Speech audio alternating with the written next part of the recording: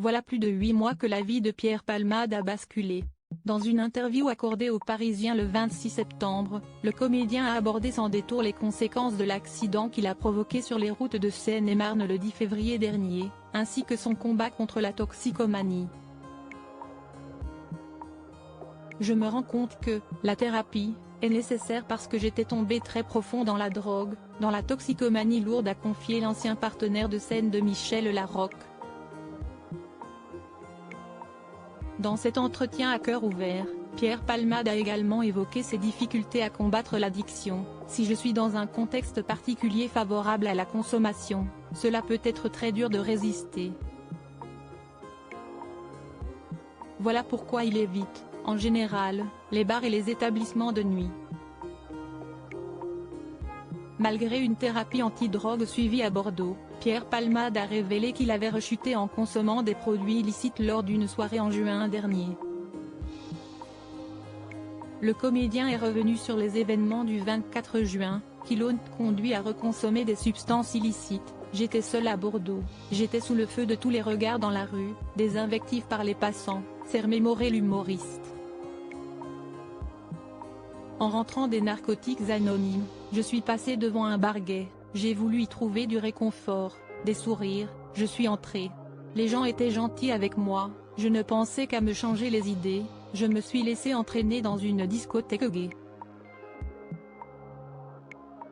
C'est à ce moment-là qu'il a fait face à une situation de craving, un désir irrépressible de consommer de la drogue, qui l'a poussé à reprendre de la 3-MMC, un type de drogue de synthèse.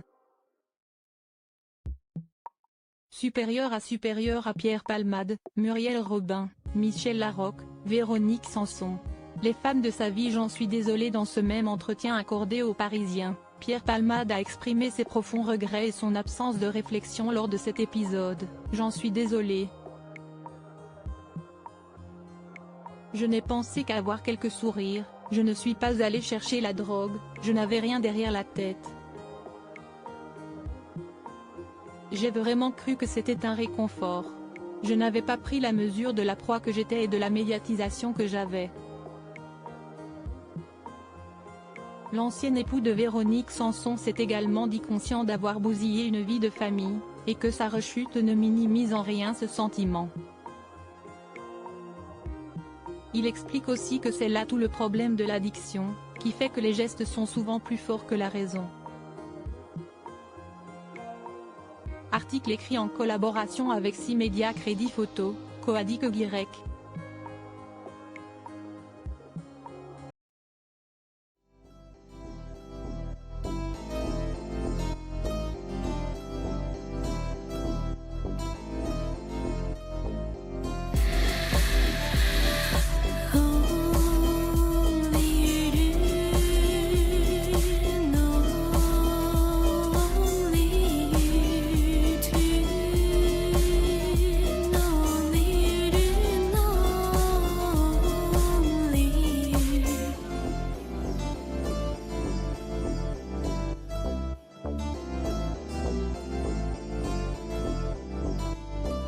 To